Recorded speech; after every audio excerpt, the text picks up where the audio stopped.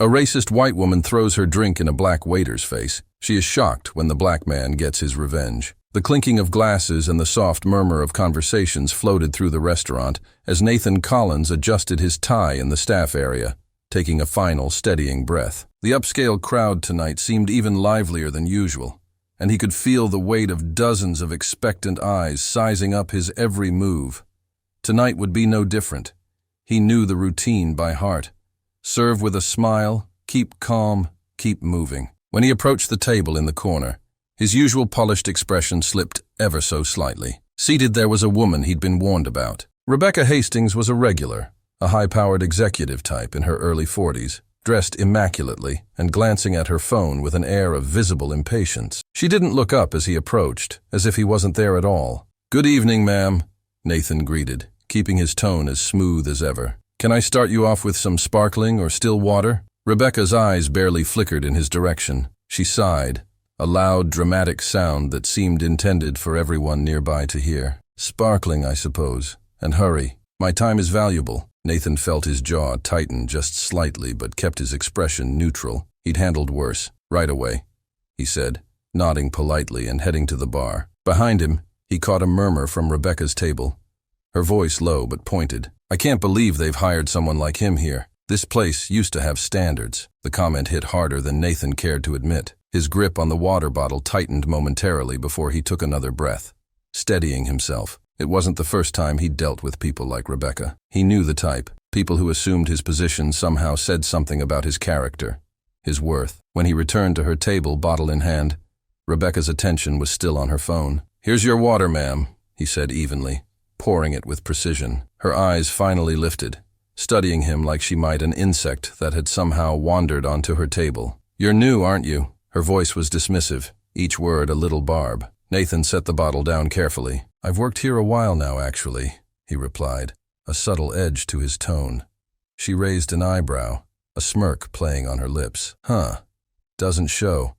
I just assumed, you know." Her eyes flicked down and up, taking him in before returning to her phone. There it was. Nathan felt a brief, fiery urge to say something, anything, that would remind her he was just as human as she was. But the years had taught him patience. He knew better than to waste words on someone who wouldn't hear them. "I'll be back shortly to take your order, ma'am," he said instead, his voice calm and measured. Without waiting for her response, he turned and made his way to the next table, his steps steady. As he moved between tables, Nathan tried to shake off the encounter. But Rebecca's comment lingered, a reminder that for some people, his efforts to excel in his role meant nothing. And there she sat, in one of the city's finest restaurants, as if it all belonged to her. At least for now, he would remain professional. He'd keep serving with a smile, just like he'd done every day before. But he couldn't help the thought that someday, people like Rebecca would get a little reminder that not everything in life would bend to their privilege. Nathan continued his rounds, his focus steady as he moved from table to table, putting his encounter with Rebecca behind him as best as he could. Each polite exchange, each genuine smile from other patrons, served as a reminder of why he loved his job despite moments like these. But as he approached Rebecca's table once more, he felt a prickling sense of unease. Rebecca sat with her arms crossed, her gaze hard and impatient as she watched him approach. "Well, it's about time," she said, her voice edged with irritation. "I've been sitting here waiting for a simple drink order like this place has all day." "Apologies for the wait, ma'am," Nathan replied evenly, setting the glass down in front of her. He kept his expression calm, steady. "Is there anything else I can bring you right now?" She picked up the glass and gave him a long, scrutinizing look before taking a slow sip. Setting the glass down, she leaned back, her gaze sharp. "I don't mean to be rude," she began, though her tone suggested otherwise. "But I can't help but notice how the standards here have shifted recently. You know, back in the day, this restaurant wouldn't have needed a diversity quota to fill its staff." Nathan's expression didn't falter, but he felt the sting of her words, sharp and deliberate. "Ma'am, I assure you everyone here is hired for their qualifications. Is that right?" She smirked as if amused. "Look, I'm just saying it's obvious what they're doing. A place like this trying to show they're inclusive." She gave a little scoff, waving a hand. "But I suppose that's just how things are now. We have to make space, even if it means the quality slips a bit." Nathan clenched his hands behind his back. the tension building as he fought to keep his face composed. "I'm here to make sure your experience is as good as it can be, ma'am. If there's anything specific you'd like, I'll be happy to get it." Rebecca's eyes narrowed, as if daring him to break. "Sure, I'll have the seared salmon. And please, make sure it's prepared to the restaurant's usual standards." Her emphasis on usual was a thinly veiled dig, her gaze still fixed on him with the same scrutinizing judgment she'd worn since he first approached her. "Of course, ma'am. I'll see to it." Nathan inclined his head, turning to walk back to the kitchen. But as he did, her voice followed him, loud enough to turn heads nearby. "It's really a shame how much standards have slipped, but I suppose these days we have to make everyone feel welcome. No matter what." He felt the weight of her words pressing down, each one a deliberate cut meant to diminish him. He held his head high as he passed other tables, pushing down the frustration building in his chest. He'd faced this kind of prejudice before, and he knew how to handle it. But tonight, the sense of injustice lingered, her words leaving a bitter aftertaste. Returning to the kitchen, he relayed the order to the chef with a steady voice, but the anger simmered under his calm exterior, each of her pointed insults striking deeper than the last. Nathan's patience was thin as a thread as he moved between tables, his usual calm battered by the relentless wave of insults from Rebecca's table. Every sharp word, every contemptuous look, and especially her insinuation about him being a diversity hire, burned in his mind, each one a barb that cut deeper. He was used to rude customers, but her complete brazen disrespect had made this evening unlike any other. Across the room he saw her raise her hand again, waving him down with an exaggerated motion and tapping her empty glass against the table as if to further humiliate him. Taking a deep breath, Nathan approached, forcing his tone to stay even. "Ma'am, would you like a refill?" he asked, his voice clipped but calm. Rebecca didn't answer immediately, just looked him over with that smug, disdainful smirk. "Well, you finally decided to show up," she sneered. And here I was starting to think service standards just didn't matter to you people. Nathan felt a flicker of anger, but he forced himself to nod. "I apologize for the wait," he replied tersely. "I'll bring your drink right away." "Oh, I'm sure you will," she said, voice loud enough for everyone nearby to hear. "They probably only keep you around because you make the place look inclusive and right. After all, they wouldn't want to appear biased." Nathan felt the last of his patience slip away, the fire in his chest rising to a breaking point. He squared his shoulders, meeting her gaze directly. "Ma'am, I earned my place here, just like anyone else." Rebecca let out a harsh laugh, the sound sharp and cold. "Earned it? Let's not kid ourselves. You're nothing more than a token. They needed someone to fill a quota, and you were convenient. You should be grateful they even let you in here." He took a small step forward, his voice low but pointed. "Respect is a two-way street, ma'am. If you want it, try showing a little of it first." Rebecca's face twisted in rage, and before he could react, she grabbed her glass and threw the remaining water directly at him. The icy liquid splashed across his face and shirt, soaking him instantly. Gasps filled the room as the other patrons turned to watch the scene unfold, their expressions ranging from shock to quiet outrage. For a moment, Nathan stood there dripping, his eyes locked on Rebecca's smug, triumphant expression. But instead of retreating, he felt his own anger spill over, no longer containable. "Oh, don't worry, ma'am," he said, his voice laced with sarcasm. "I'll get you that refill. Maybe I'll even rush a little since I wouldn't want to waste any more of your precious time." Her mouth dropped open, stunned, but she quickly regained her composure, her face contorting with fury. "Excuse me? Who do you think you're talking to?" "Someone who thinks they're owed respect without showing any in return," he shot back, his tone unyielding. "Someone who believes money lets them treat others like trash." Rebecca's face turned red, her voice trembling with rage. "How dare you speak to me like that? You're just an entitled little server who has no idea who he's dealing with." "Oh, I know exactly who I'm dealing with," Nathan said coldly. "And I think everyone here does too." Rebecca's eyes blazed as she opened her mouth, but before she could respond, James, the restaurant manager, approached, his expression firm as he looked between them. "Is there a problem here?" he asked, his voice steady but with a clear note of authority. Rebecca turned to him instantly, latching onto his presence as her chance to regain control. "Yes, there's a problem. This server was rude, and I demand that he be fired immediately. I won't be insulted by some quota filler." James's gaze shifted from Nathan, soaked from the thrown water, to Rebecca, whose face was twisted with anger. He took a measured breath, his voice calm but firm. "Ma'am, we have a strict policy against abusive behavior toward our staff. I'm going to have to ask you to leave." Her eyes widened in shock, her mouth hanging open in disbelief. "You're asking me to leave? I am a paying customer." "Yes, ma'am," James replied, his tone resolute. "This is your final warning. We're happy to refund your meal, but I need you to leave the restaurant." Rebecca shook her head, her rage intensifying as she crossed her arms. "No," she said, her voice sharp. "I am not going anywhere until this man is fired. I will not be thrown out like some nobody." James sighed, nodding to the hostess to summon security. "Ma'am, if you refuse to leave, we'll have to call security." Rebecca's face twisted further, her eyes wild with fury as she realized her defiance was only drawing more attention from the surrounding tables. "Call them," she spat. "Let everyone see how this place treats its best clients.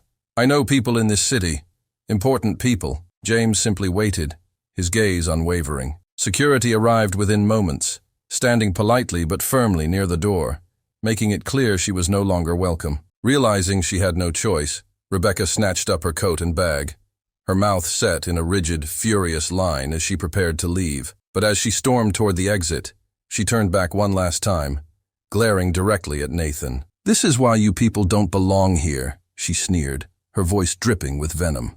"No sense of respect, no class, nothing but entitlement. You'll never be anything but help, no matter where they let you in." The room was silent, every patron staring in stunned disbelief. Nathan felt the weight of her words, the ugliness and bile, but he stood tall, unflinching. He met her gaze, his voice steady. "And yet, here I am, still standing." Rebecca let out a furious huff, then spun on her heel and stormed out, the door swinging shut behind her with a final satisfying thud. The restaurant remained quiet, the gravity of her words lingering heavily in the air. Several patrons looked at Nathan, some offering sympathetic nods, a few whispering words of support. For the first time that evening, he felt a sense of victory. Whatever power she thought she had, it had crumbled as soon as she revealed who she really was. James put a hand on Nathan's shoulder, his expression sympathetic. "You handled that well. I'm sorry you had to go through it." Nathan nodded, his face still damp, but his spirit steady. "Thanks, James. I appreciate it." As he returned to his rounds, he knew that, no matter what came next, he wouldn't let people like Rebecca Hastings bring him down. The restaurant had gradually returned to its usual hum of quiet conversation and clinking glasses after Rebecca's dramatic exit. But the tension lingered. Patrons occasionally glanced at Nathan, some nodding with silent approval, others offering sympathetic smiles. It was as though the entire room had silently rallied around him, their quiet solidarity bolstering his spirits. As he continued his rounds, James pulled him aside, his expression firm but reassuring. "Nathan, I wanted to make sure you're all right after all of that." James gestured vaguely toward the door, where Rebecca had made her spectacle. Nathan let out a long breath, feeling the last of his anger ebb away. "Yeah, I'm good. Just tired of dealing with people like her." James nodded, his face softening. "She's not the first, and I doubt she'll be the last. But you handled it well. Stood your ground, even when she lost control." He paused, his voice dropping lower. "And don't worry, if she tries to follow through on her threats, we'll handle it. You won't be facing this alone." "Thank you, James," Nathan replied, feeling the weight lift a little more. "I really appreciate it." They both returned to their respective duties, but as Nathan went about the rest of his shift, he couldn't shake the memory of Rebecca's final, hateful words. Even now, they echoed in his mind, mingling with the satisfaction of watching her forced to leave. He'd faced people like her before, but rarely had anyone so openly displayed their prejudice and entitlement. As the night wound down, Nathan couldn't help but wonder if that was truly the last he'd see of Rebecca Hastings. Something about the look in her eyes, that cold certainty that her power extended beyond the walls of the restaurant, left him uneasy. He had seen that kind of entitlement before, the belief that money and connections could shield her from the consequences of her actions. The following day, Nathan's lingering unease proved valid. He arrived at the restaurant for his evening shift to find a few of his co-workers glancing at him with strange expressions, some supportive, others a little worried. When he reached the staff area, James was waiting, holding a file in one hand, his face more serious than usual. "Nathan," James said, motioning him to sit. "It seems we're not quite done with Miss Hastings after all." Nathan's stomach dropped. What happened? James sighed, flipping through the file. She sent a formal complaint to management, claiming you were rude and unprofessional, that you embarrassed her in front of other patrons and, he paused, a note of anger flashing in his eyes, that you harassed her based on her race. Nathan felt a hot flush of anger rise, but he forced himself to stay calm. She threw her drink at me, James, and everyone saw how she spoke to me. I know, and that's exactly what I told management, James assured him. We have the testimonies of at least 5 patrons who witnessed the incident, all corroborating your side of the story. Nathan exhaled, feeling a mix of relief and frustration. But why go this far? She already humiliated herself. Why can't she just leave it? James gave a small, bitter smile. People like her aren't used to being told no. She expects everyone to bow down to her demands, and when they don't, she lashes out. But don't worry, management's on our side. They know what kind of person she is. They've seen complaints like hers before. Empty threats from people who think their status means they're untouchable. Nathan's shoulders relaxed slightly, though the anger still simmered. Thank you, James. I appreciate it. James gave him a firm nod. You're one of our best servers, Nathan. We're not letting you go over someone like her. This is just a formality, something we have to address. She's not coming back here. With that reassurance, Nathan began his shift. But the encounter with Rebecca left a mark. He felt a lingering tension, wondering if she'd continue her campaign against him outside the restaurant. A week later, as Nathan was finishing up his shift, he saw a familiar figure walk through the door. Rebecca Hastings, looking as smug and entitled as she had the night of her confrontation with him. Her eyes scanned the restaurant before locking onto Nathan, and she marched over, her expression hard and unyielding. Nathan, she said, her tone dripping with sarcasm. Still here, I see. Clearly this place has no standards left. Nathan kept his expression calm, though his jaw tightened. Ma'am, if you're here to dine, please take a seat. Otherwise, I'll have to ask you to leave. Rebecca let out a laugh, loud and mocking. You think you're in a position to ask me to leave? She sneered. I'm here because I just found out this restaurant had the nerve to ban me, and I intend to let your manager know exactly what I think of that decision. You were asked to leave for how you treated me and others, and there's no reason to repeat it, Nathan replied, his tone firm. You can respect our policies, or you can go somewhere else. Rebecca stepped closer, her voice lowering to a venomous whisper. You think this place cares about you? The only reason you're still here is because they want to look inclusive. Without their precious diversity quota, you'd be cleaning the streets, if even that. The words were like a slap, sharp and cutting. Nathan took a deep breath, fighting to hold his ground. I'm here because I'm good at my job, he said coldly. Something you'll never understand. All you know is how to treat people like they're beneath you. Her smirk widened. People like you? Pretending you belong? It's always so obvious. No matter how hard you try to fit in, you're still just, well, you. Nathan clenched his fists, feeling the burn of her words in his chest. She stood there, relishing every insult, as if daring him to respond. He met her gaze, refusing to look away. Oh, don't you worry, she continued, her tone dripping with mock sympathy. The higher you try to climb, the harder you'll fall. People like me have seen it before.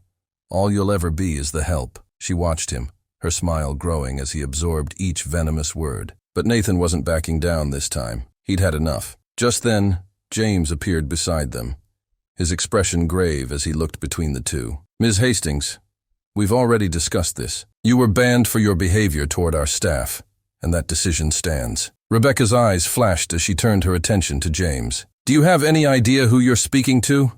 I know people who could ruin this place. James's face was calm, his voice steady. Ma'am, this restaurant upholds respect and equality for both its patrons and staff. You violated those values, and that's why we won't be serving you anymore. Rebecca scoffed, crossing her arms defiantly. This is about protecting your little token over here, isn't it? She spat, gesturing at Nathan. You're afraid of bad press, aren't you? Think this little charade will make you look like heroes? Nathan raised an eyebrow, a trace of a smirk tugging at the corner of his mouth. Or maybe, he said, his voice calm. They're just tired of people like you treating others like they're beneath them. She turned on him, eyes blazing. You don't belong in places like this, and you never will. The only reason you're here is because they need a quota. You're just here for the pictures and PR. Nathan met her gaze, his anger no longer hidden. Funny, considering the only thing you bring to places like this is a reminder of why these policies exist in the first place. James stepped forward, cutting in before she could respond. Ms. Hastings, if you refuse to leave, we'll call security. This is your last chance. Her face flushed with anger, her jaw set in a hard line. Oh, don't worry. I'll leave. But don't think for a second this is over. She shot Nathan one final look of contempt. You people will never get it. Thinking you can belong in places like this. With that, she turned and stormed toward the door, her heels clicking sharply on the polished floor, every step brimming with fury. Nathan watched her go, a sense of finality settling over him as she disappeared through the door for good. He knew she wouldn't be back. James turned to him. His expression softened. You okay, Nathan? Nathan nodded, his voice steady. Yeah, thanks for standing up for me. James gave him a supportive nod. You handled that well. If she tries anything else, we're all behind you. The following day, Nathan couldn't shake the bitterness lingering from his last encounter with Rebecca Hastings. Her sneering words echoed in his mind, each insult sharper than the last. The more he thought about it, the more he knew he couldn't just let it slide. People like her walked around untouchable, shielded by their status and entitlement, thinking they could treat others however they pleased. But enough was enough. Later that evening, as Nathan wrapped up his shift, James approached him with a curious expression. Nathan, I just got an unusual call, James said. It's from HR at Rebecca Hastings' company. They're asking if you'd come in to share your account of what happened last week. Nathan's eyebrows rose in surprise. Her company actually reached out? James nodded. Apparently someone tipped them off.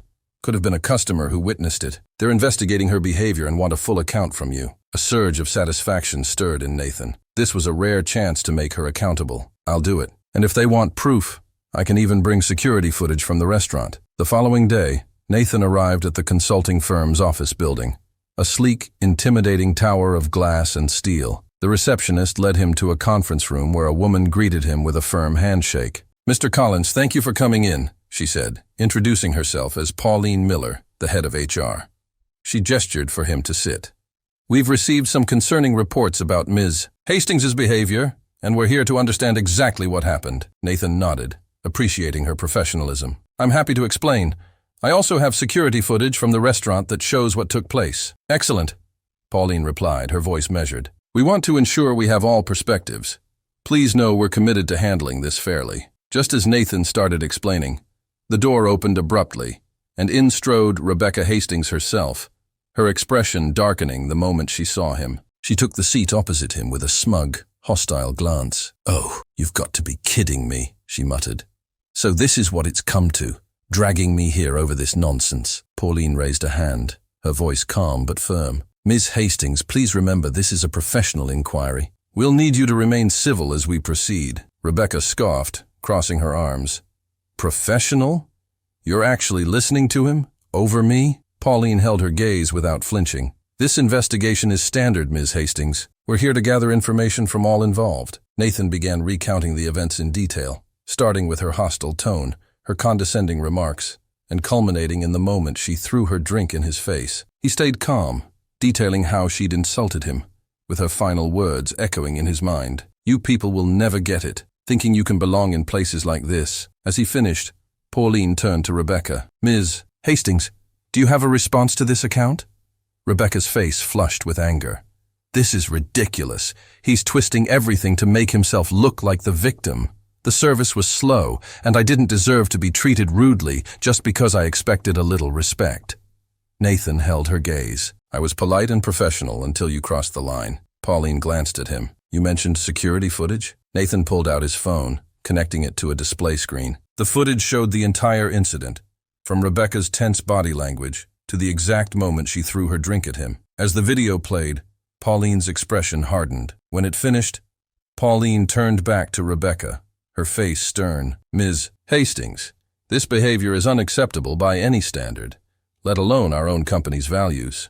Rebecca's expression twisted, and she shot Nathan a venomous look. So what now? He's trying to ruin my career because I dared to tell him the truth. Pauline remained unshaken. This isn't about speaking your mind. It's about actions and the impact they have on others. This behavior not only undermines our company's values but also reflects poorly on everyone associated with you in a professional setting. Rebecca's face turned red, her voice rising. You're really taking his side? Over me? Do you know what this could mean for the company? Ms. Hastings, Pauline replied, her tone steady. We have a responsibility to uphold a standard of respect, integrity, and inclusivity. Given the severity of this incident and the evidence presented, we are suspending you, effective immediately, pending further review. Rebecca stood up, nearly knocking her chair over, as she pointed a trembling finger at Nathan. You think you've won, don't you? You think this little display of self-righteousness will get you anywhere? Nathan met her gaze steadily, unbothered by her outburst. I think people deserve respect, no matter their job title. It's something you might learn now. Her mouth twisted in fury, but before she could respond, Pauline interjected. Ms. Hastings, you're excused. Security will escort you out. Rebecca's mouth opened in shock, but after a tense silence, she snatched up her purse, throwing Nathan one last look of disdain. People like you don't belong here, and you never will, she hissed, before storming out, the door slamming behind her. Pauline let out a breath, turning to Nathan. Thank you again for coming in.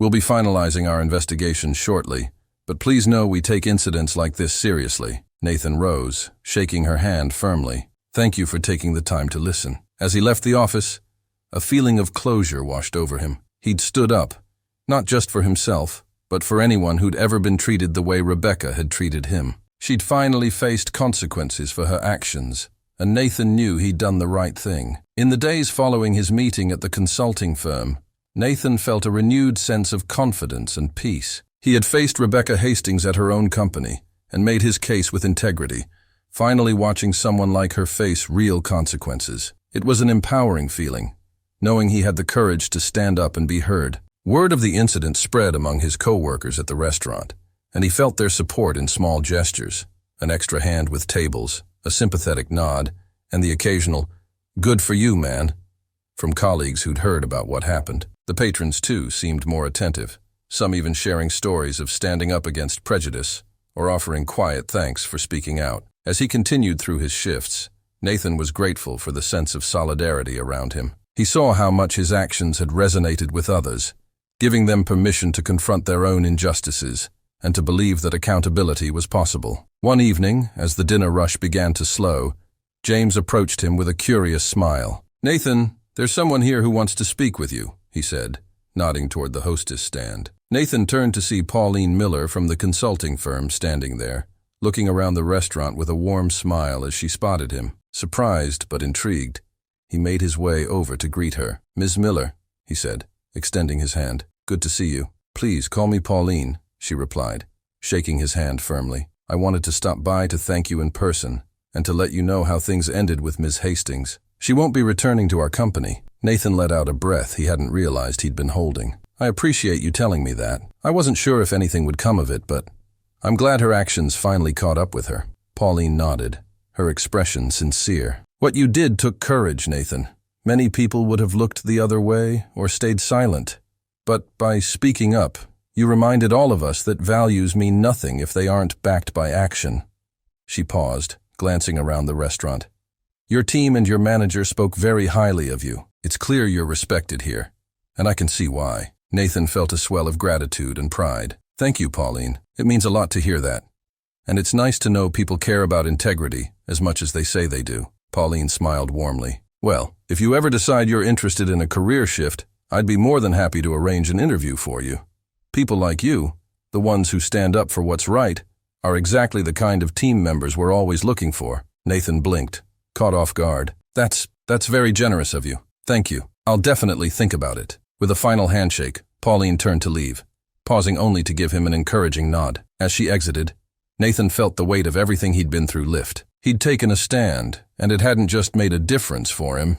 It had resonated with others, creating ripples he hadn't even expected. Over the next few weeks, things settled back into a familiar rhythm, but Nathan felt a stronger sense of purpose than he had before. He'd learned that respect wasn't something you could expect to receive passively. It was something you had to stand up for, even in the face of intimidation and prejudice. One evening, as he was closing up, James clapped him on the shoulder. "Proud of you, Nathan," he said, a hint of pride in his voice. "You handled everything with integrity. And now you're a legend around here." Nathan laughed, feeling lighter than he had in weeks. "Thanks, James. I just hope it'll make a difference. Maybe help someone else see they don't have to put up with people like her. You already have, trust me. James grinned. Now let's get out of here. Time to celebrate a job well done. As they finished closing the restaurant, Nathan felt a renewed sense of belonging, not just at his job, but in the world around him. For the first time, he knew he could face whatever came next with his head held high. And that feeling, he realized, was worth everything. A few weeks had passed since Nathan's last encounter with Rebecca Hastings. Life at the restaurant was going smoothly, and Nathan finally felt a sense of closure. But on a sunny Saturday afternoon, as he strolled through the city enjoying his day off, he suddenly heard a familiar venomous voice ring out behind him. Well, well, look who thinks he's a free man, Rebecca sneered. Nathan turned, feeling a wave of frustration surge through him. Rebecca Hastings stood a few feet away, her face twisted with fury. She looked noticeably different. Her usual polished appearance was replaced with a weariness and anger that seemed to have carved lines of resentment into her expression. "Didn't expect to see you here, Rebecca," he replied coolly. "Out enjoying a casual stroll after losing your job?" Her face reddened instantly. "You think you're clever, don't you? I'm sure you're just thrilled with yourself, ruining people's lives just to feel important." Nathan gave her a dry smile. "I wouldn't say ruining lives is my goal, but if the shoe fits..." Rebecca's mouth dropped open, her eyes flashing with rage. She took a step closer, pointing a manicured finger in his face. "You little nobody. You think you can just walk away from what you did to me?" Nathan looked down at her finger, then slowly back up to her face, his expression smug. "What I did to you? You mean exposing you for what you are?" "Yeah, Rebecca.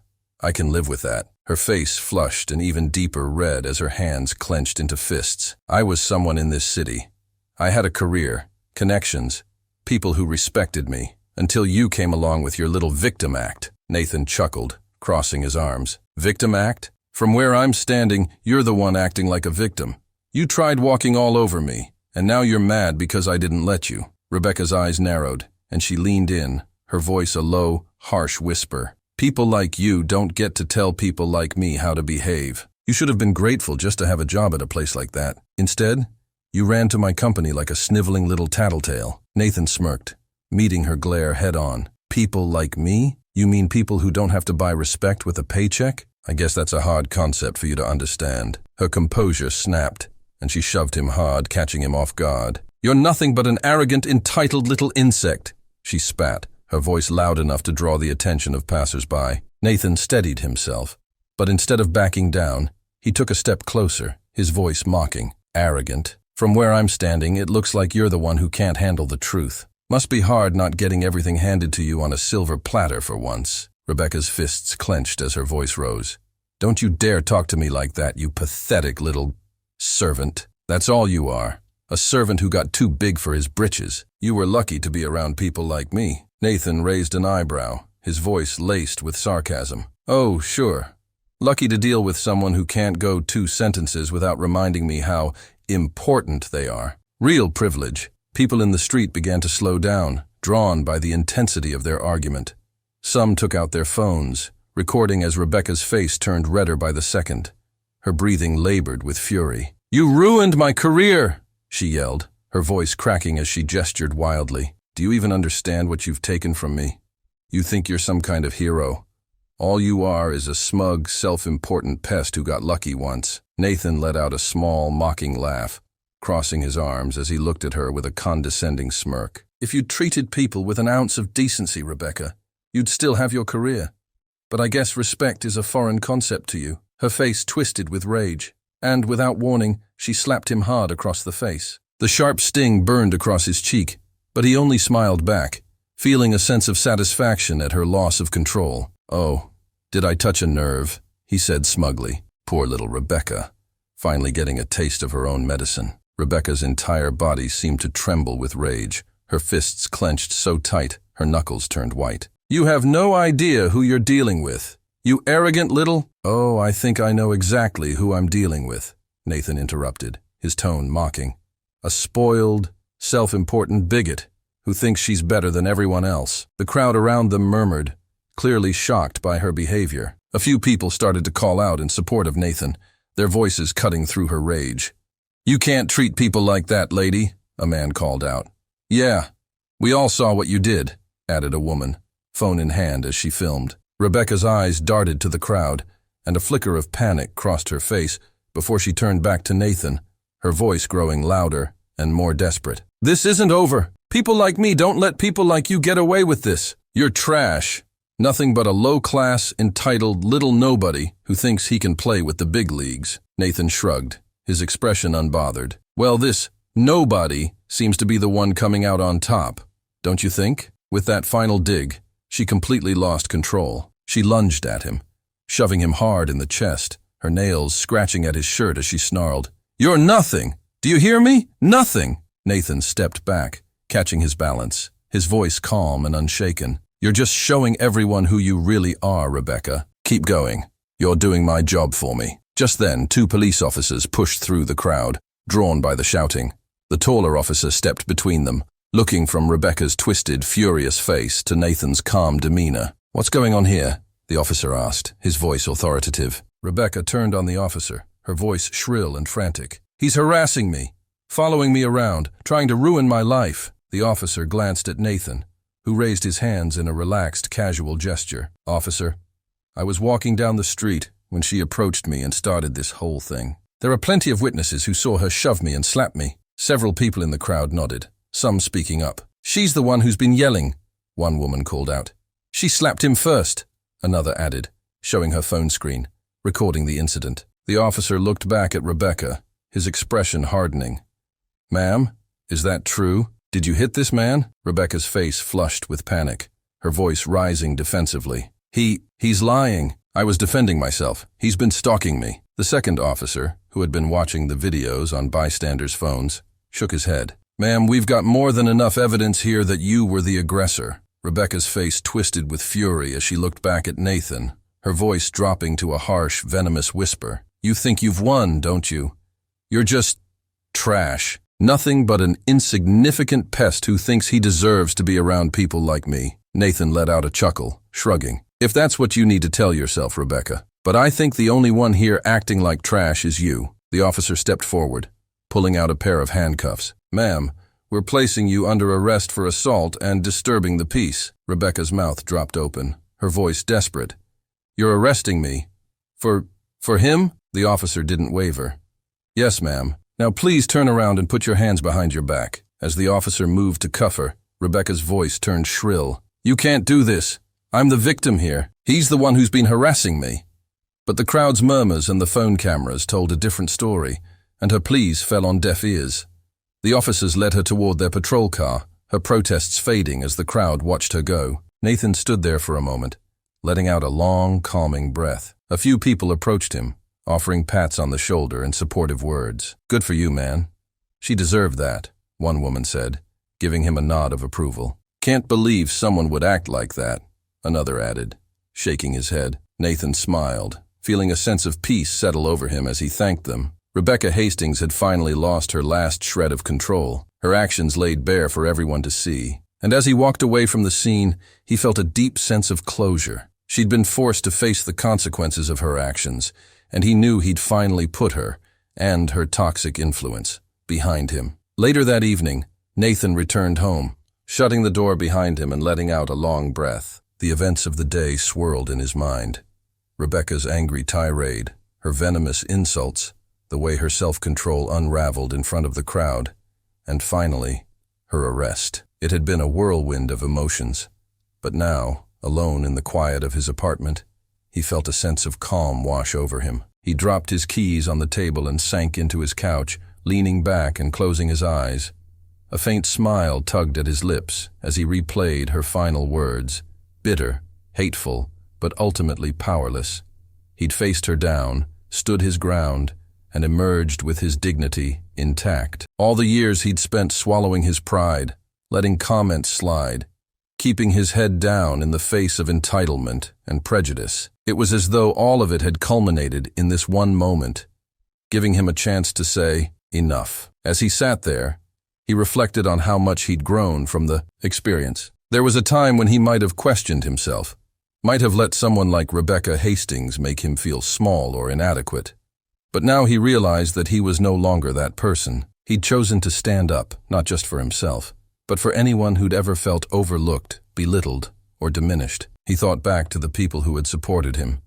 His co-workers who rallied around him, his manager James who had his back, and even the strangers who'd witnessed the confrontation and didn't hesitate to speak up. It was heartening to realize he wasn't alone in his fight for respect and fairness. For so long he'd carried the weight of silence, thinking it was better to avoid conflict, to stay invisible. But this experience had shown him the power of speaking out and the solidarity it could bring. Nathan got up, walked to his window and looked out over the city. The lights twinkled against the evening sky, and he took in the quiet beauty of it. There was something poetic, he thought, in standing here, finally feeling free of her shadow. The whole ordeal had brought him a kind of closure he hadn't known he needed, a validation that people like Rebecca didn't hold all the cards, that arrogance and entitlement could, in fact, be challenged. A faint sense of satisfaction settled within him. He didn't regret a single thing he'd done. If anything, he was grateful for the opportunity to find his voice. He thought of Rebecca, and instead of anger or bitterness, he felt a sense of pity. For all her wealth, status, and connections, she was a person trapped by her own arrogance, unable to see beyond her privilege. She'd learned nothing, and in her refusal to change, she'd lost everything that had once made her feel powerful. In that moment, Nathan realized something important. She no longer had any hold on him. Her power over him had been an illusion, one that shattered the moment he'd chosen to step forward and say, "No more." He smiled, finally feeling the weight lift completely. He'd won, not by retaliating with the same hatred she'd shown, but by standing his ground and letting her actions speak for themselves. People had seen the truth, and he hadn't needed to do anything but be himself, a person who demanded respect, not through titles or status, but by simply being true to his own values. Taking one last look at the city lights, he turned away from the window, feeling at peace. As he prepared for bed, he knew he'd carry this newfound confidence with him, not just at work, but in every part of his life. He'd finally come into his own, and nothing, no one, could take that from him now. With a quiet, contented sigh, Nathan lay down, closed his eyes, and let the calm of the evening wash over him. Whatever tomorrow held, he knew he was ready.